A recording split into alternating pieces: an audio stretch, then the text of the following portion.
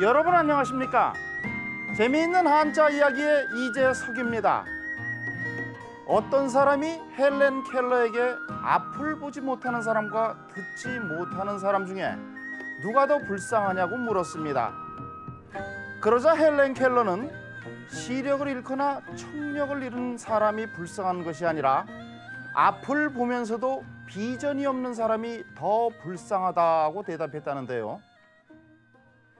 몸의 장애가 아닌 마음의 장애가 우리의 삶을 가로막지 않도록 하루하루를 설계해야겠습니다. 재미있는 한자 이야기 지금 시작합니다.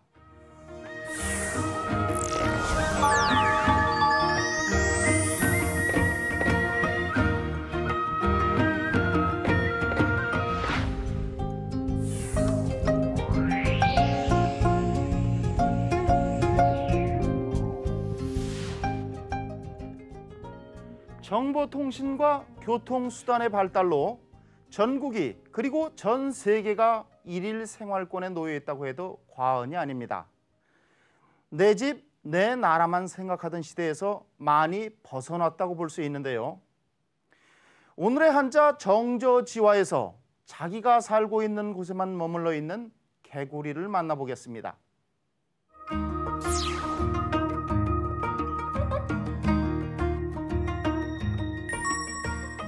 정은 우물을 말합니다.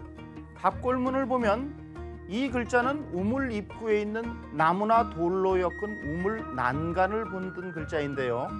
그래서 본래 의미는 우물입니다. 옛사람들은 아침 저녁으로 정화수를 떠놓고 지극정성으로 신명께 빌곤 했습니다. 정화수는 우물정자, 빛날 화자, 물수자를 쓰며 이른 새벽에 처음 기른 우물물을 말합니다.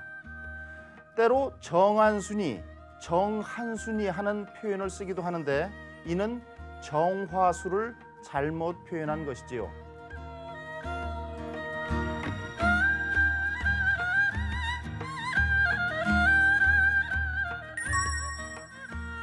저는 본래 밑을 말하는데요. 본문에서는 속, 안이라는 뜻으로 사용되었습니다. 힘력자와 결합된 저력은 속에 간직한 힘이라는 뜻이고 뜻의자와 결합된 저의는 속마음, 속뜻을 말하죠.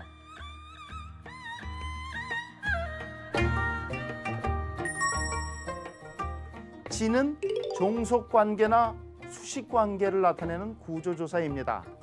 상황에 맞게 해석해야 하지만 한정어와 중심어가 모두 명사이면 보통 못못의 정도로 해석합니다.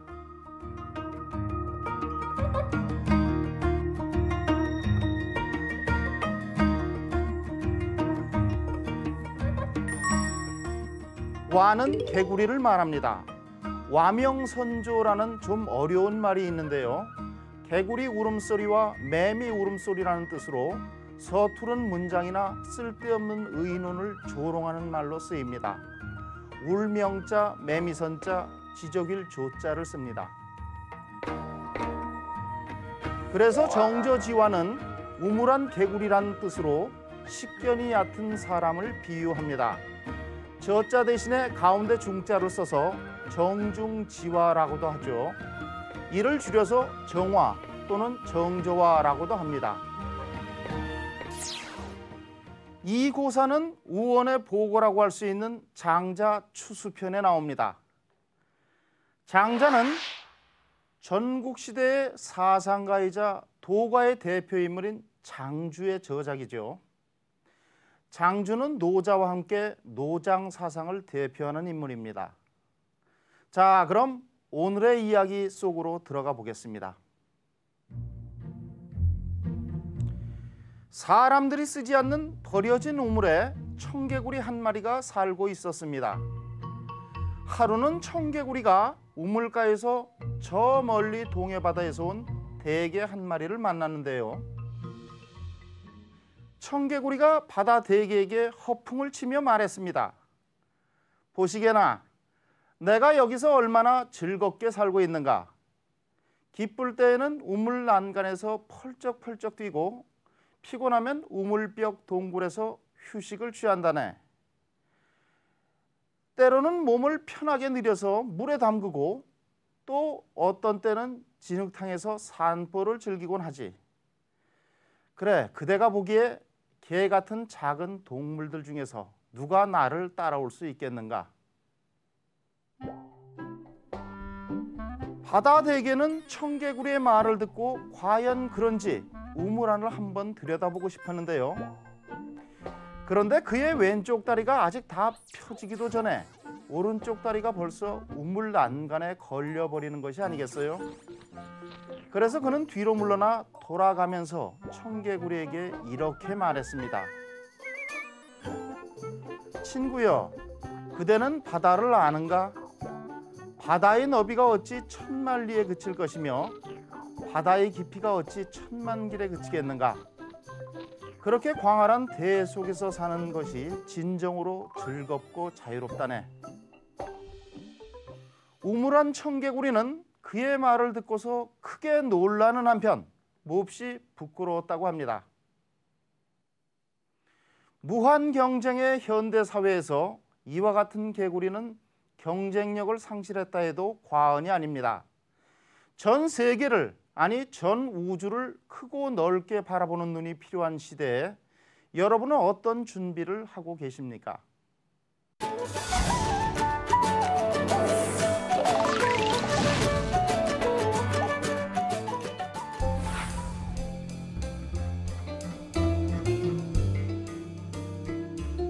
고전을 통해 삶의 지혜를 배우는 신명심보감 시간이 돌아왔습니다. 요즘 자기 자식은 끔찍이 여기면서 정작 부모한테는 소홀히 하는 사람들을 많이 볼 수 있는데요. 인간 행위의 가장 기본이라 할 수 있는 효를 실천하는 모습을 보여주는 것이 자식에게 가장 큰 재산을 물려주는 게 아닐까요?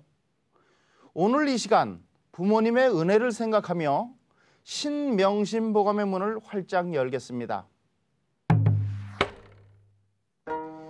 효수는 환생 효순자요, 오역은 환생 오여가 하나니 불신 거든 단간 첨두수하라 점점 적적 불 차이니라. 효순한 사람은 다시 효순하는 자식을 낳고 오역죄를 범하는 사람은 다시 오역죄를 범하는 아이를 낳는다. 믿지 못한다면 낙순물을 보라. 한 방울 한 방울 떨어지는 것이 어긋나지 않음을. 증광현문이라는 책에 이와 유사한 글귀가 나오는데요. 다소 차이가 있지만 내용은 완전히 같습니다. 그럼 자세한 해설 알아보겠습니다. 효순 환생 효순자. 효순한 사람은 다시 효순하는 자식을 낳고, 효도 효자와 순할 순자가 결합된 효수는 효성스럽고 유순하다는 뜻인데, 본문에서 앞에 효수는 효성스럽고 유순한 사람, 즉 효순한 사람을 말합니다. 현대 중국어에서는 효도하다는 뜻으로 쓰이지요. 순은 순하다, 유순하다는 뜻입니다.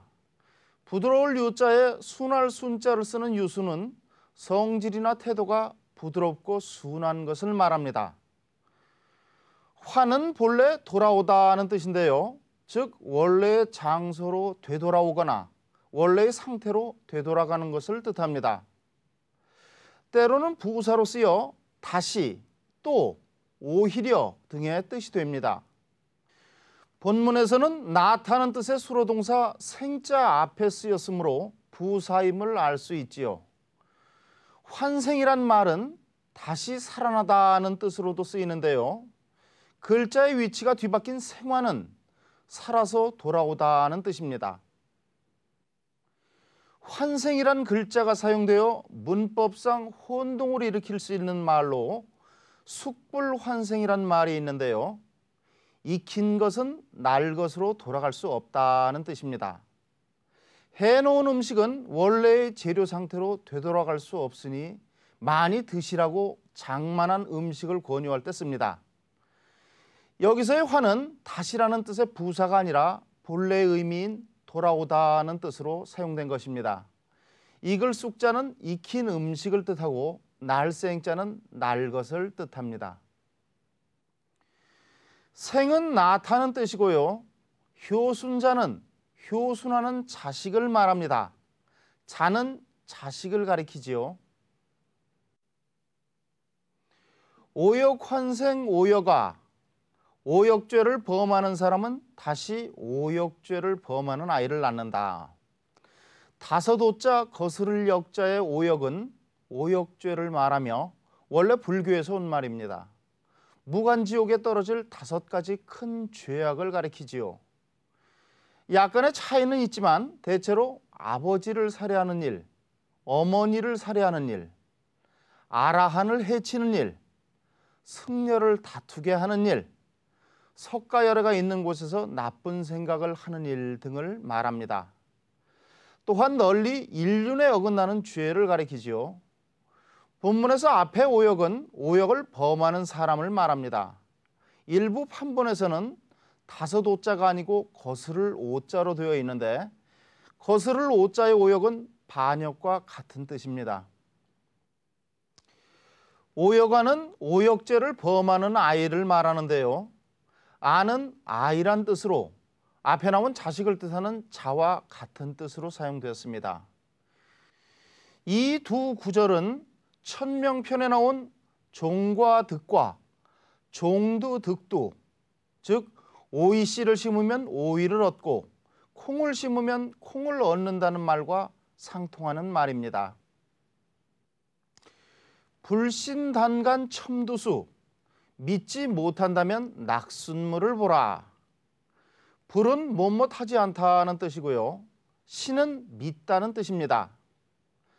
다는 다만, 오직이라는 뜻의 부사인데요. 다만이라는 뜻의 단지는 다만 지자를 쓰는 한자어입니다. 본문에서는 뭐뭐하기만 하면이라는 뜻의 접속사로 사용됐는데 우리말로 번역하기에 조금 어색합니다. 간은 바라보다는 뜻입니다. 동사 간의 목적어는 다음 구절 끝까지, 즉 첨두수 점점 적적 불차이로 보는 것이 마땅합니다. 지날 과자와 결합된 간과는 바라보고서 지나시다는 뜻으로 대강부와 넘기다는 말인데요. 주마간사는 말을 타고 달리면서 산을 바라보다는 뜻으로 자세히 살피지 않고 대충 보고 지나감을 이르는 말이죠. 달릴 주, 말마, 산산자를 씁니다. 첨은 처마를 말합니다. 두는 원래 머리를 뜻하지만 본문에서는 끝을 의미하는데요. 첨두는 처마 끝을 말합니다. 수는 물이지요.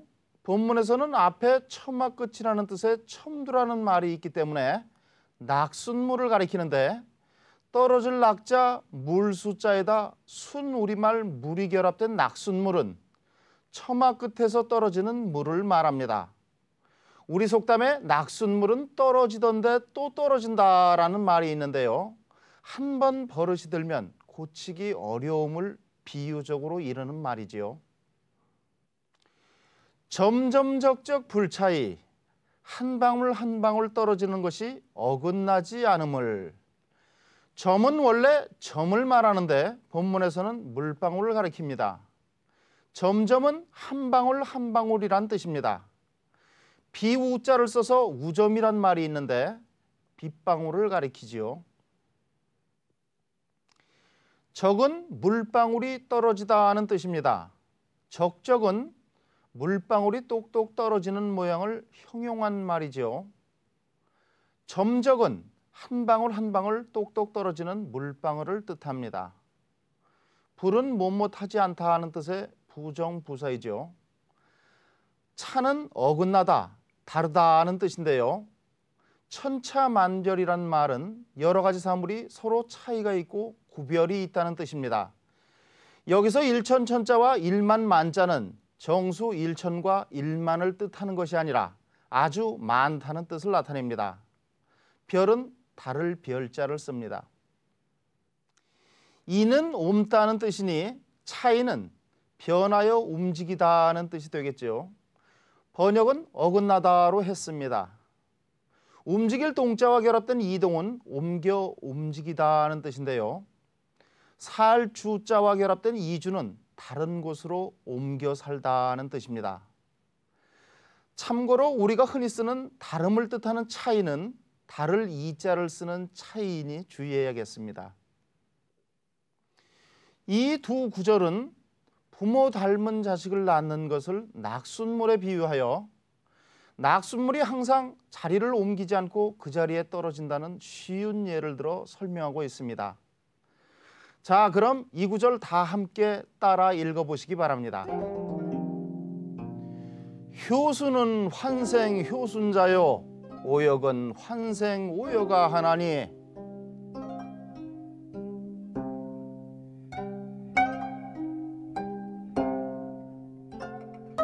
불신 거든 단간 첨두수하라 점점 적적 불차이니라.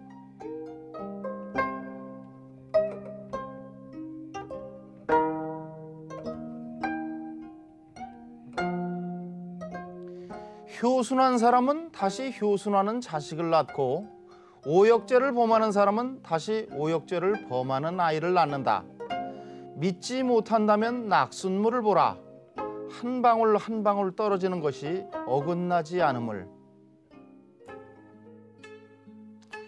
우리 모두가 효자 효녀가 되는 그날까지 명심보감의 글귀 마음속에 새기며 효를 실천해야겠습니다. 다음 시간에도 고전의 향기가 배어있는 옛 성현의 말씀 기대해 주시기 바랍니다.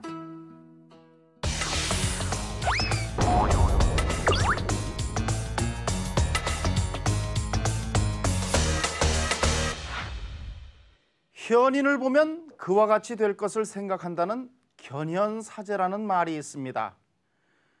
이 말은 볼견, 현인현, 생각할사, 가지런할 제자로 구성된 공자의 유명한 말인데요. 이 말에 이어서 공자는 현명치 못한 사람을 보거든 마음속으로 자신을 살피라고 가르치기도 했습니다.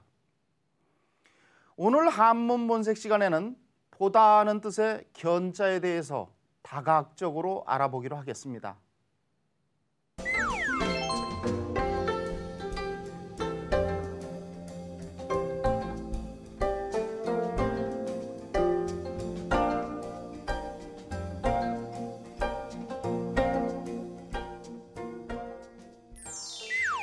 갑골문이나 금문 등의 고문자를 보면 견자는 사람의 몸 위에 하나의 큰 눈이 아주 돌출되어 있는데요. 사람의 눈을 크게 뜨고 정신을 집중하여 바라보는 모습을 본떴습니다. 그래서 본래 의미는 보다가 되지요. 견물생심이란 말이 있는데요. 물건을 보면 욕심이 생긴다는 뜻이죠.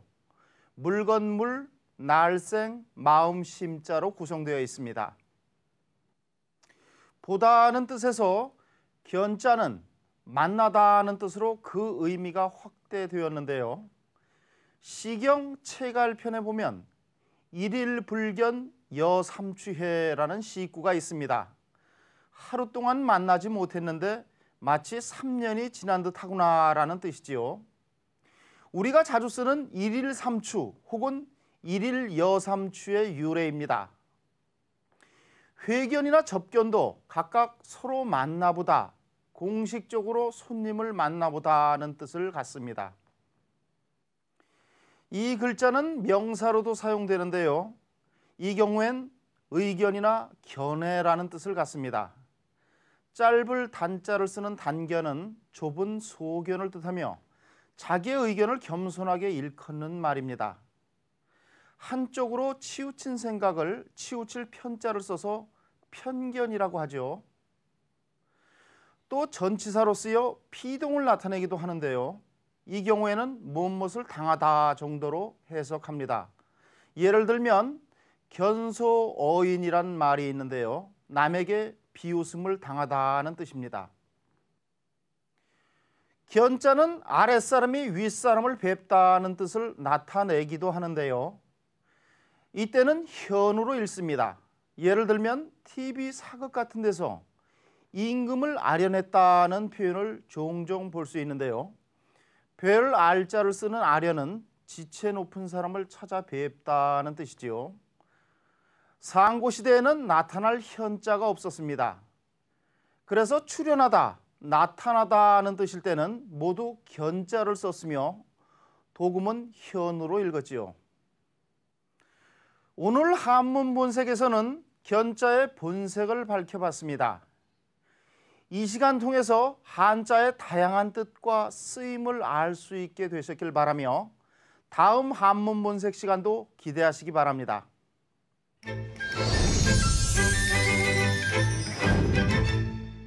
한문에 대한 궁금증 참지 마십시오. 여러분 곁에는 한문 문답이 있습니다. 평소에 한문에 대한 궁금증이 있으셨다면 주저하지 마시고 이 코너로 질문 보내주십시오. 오늘의 질문을 보도록 하겠습니다. 저희 할아버지는 어렸을 때 천자문으로 공부했다고 하셨어요. 천자문이 뭔가요? 부산에서 초등학교 5학년 학생이 보낸 질문입니다. 천자문은 글자 천자로 이루어진 글이란 뜻인데 실제로 넉자로 구성된 문장 259가 있어 4 곱하기 250해서 1천자로 구성되어 있습니다. 위아래 상하 문장을 짝지어 짓는 대우법을 사용하였고 또 구절의 맨 끝인 네 번째 글자마다 아분을 해서 기억하기에 매우 편리하므로 어린이가 한문을 처음 접할 때 익히는 입문서로 널리 사용되었습니다. 중국 남북조 시대 때 양이라고 하는 나라가 있었는데요. 그 양나라에 살았던 주흥사란 사람이 당시 황제인 무제의 명을 받아 지은 책이 바로 천자문입니다. 천자문의 내용을 잠깐 보면 천지현왕에서 시작해서 언제호야로 끝나는데 그 내용이 자연현상에서부터 역사적인 인물과 인륜 도덕에 이르기까지 대단히 넓지요. 우리나라 조선시대에 들어와 왕실은 물론 사대부나 민간에 이르기까지 한문을 처음 배우는 사람은 모두 이 천자문을 학습했는데요. 여러분들 유명한 한석봉이라는 이름 들어보셨죠? 그분이 선조의 어명으로 석봉 천자문을 썼는데 이 책이 지금 전해지는 판본 중 가장 오래되었습니다. 천자문에는 다음과 같은 재미있는 전설이 내려옵니다. 양나라 무제는 왕자들에게 글을 가르치기 위해 당대 최고의 서예가 왕희지가 직접 쓴 글씨 탁본을 1천자나 모았는데요. 그런데 그에게는 고민이 생겼습니다. 중복되지 않게 한 자씩 1천자를 모았으나 여기저기서 그냥 주워 모았기 때문에 전혀 문장이 되어 있지 않았던 것이지요. 그때 마침 주흥사가 죄를 지어 사형을 받게 되었는데 그의 학식과 재주를 아까워한 무제가 자신이 모아놓은 1천자의 글자를 주고 그것을 한 글자도 중복되지 않게 이어서 문장을 만들면 죄를 사면해 주기로 했습니다. 주흥사는 하룻밤을 꼬박 세워 마침내 문장을 완성시켰는데요. 그러나 밤새도록 너무나도 고심했기 때문에 문장을 다 완성했을 때는 검었던 머리가 갑자기 새하얗게 새었다고 합니다. 상상이 되시나요? 그래서 후세 사람들은 그가 지은 천자문을 백수문이라고 부르기도 하는데요. 흰 백자, 머리 숫자, 글올 문자의 백수문이란 흰 머리의 글, 즉 머리가 하얗게 새도록 고생하면서 지은 글이라는 의미를 담고 있는 말입니다. 아프리카의 성자라고 불렸던 알베르트 슈바이처 박사가 자녀 교육에서 가장 중요한 것 3가지를 얘기했는데요. 그의 대답은 이러했습니다. 첫째도 본보기, 둘째도 본보기, 셋째도 본보기라고 말이죠. 그 어떤 교육보다 생활 속에서 모범이 되는 행동을 보여주는 것이야말로 최고의 교육이 아닐까요? 재미있는 한자 이야기 다음 시간에 더욱 알찬 내용으로 찾아뵙겠습니다. 안녕히 계십시오.